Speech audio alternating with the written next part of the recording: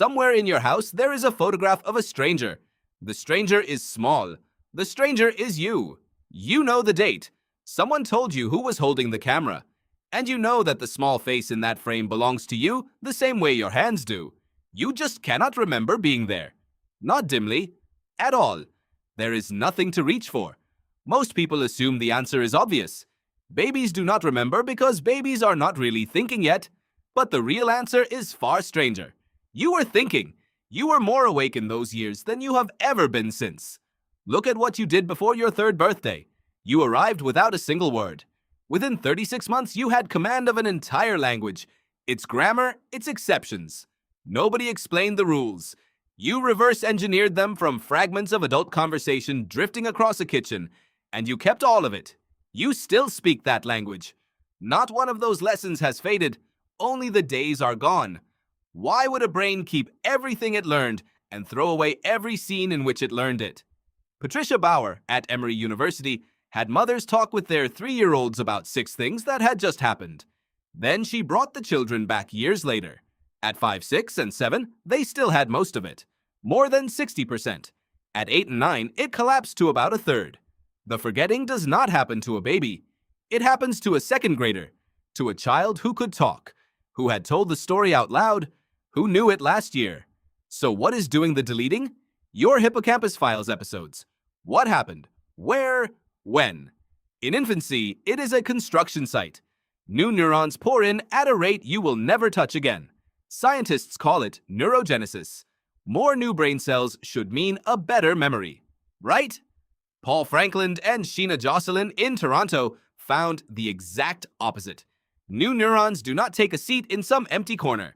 They wire into circuits that are already holding something, rerouting them, the way a new road cut through an old city erases the streets it replaces. So they tested it. Slow neurogenesis in an infant mouse, and its memories stay. Speed it up in an adult, and the adult starts forgetting like an infant. Guinea pigs are born nearly finished, walking within hours, with almost no infant neurogenesis.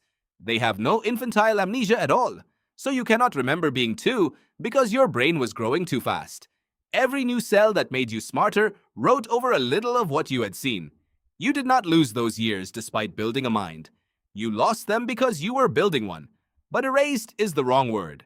Franklin's team tagged the exact cells that fired while an infant mouse learned something. They waited until it had forgotten completely. Then they switched those cells back on using light. The memory came back. It was never deleted. It was misfiled. The book is still on the shelf.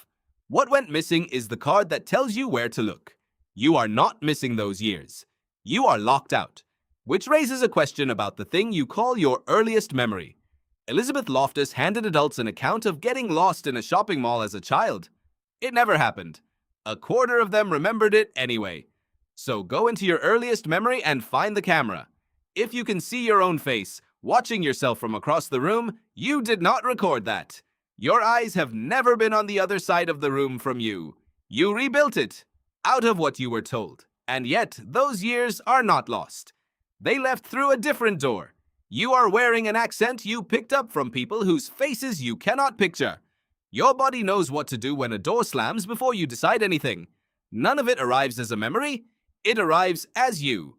Your first years were not deleted. They were converted, turned from episodes into architecture.